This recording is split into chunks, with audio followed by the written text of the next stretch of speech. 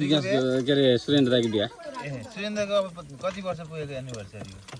Anniversary बिर्सिसक्यो कहिले बिहा गरे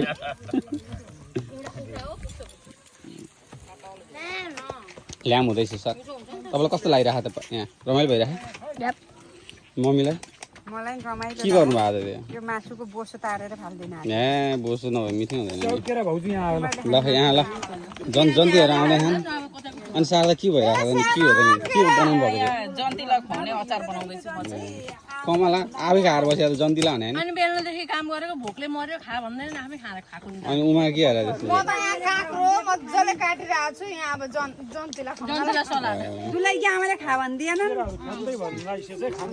हिजोदेखि त जन्ती कुर्दा कुर्दै अब आउँछ त्यो मात्रै गुड हो सबलाई बोलाएर आइज ल बोट लैजाऊ एक एकवटा बोट लैजाऊ ल सबैजनाले सबले बोलाएर आइज वानली वान है वानली वान इसका वो इसको क्यों त्यही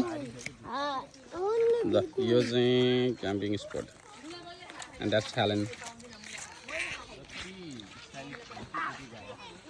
तिमीको Do a picture. Do the picture गरे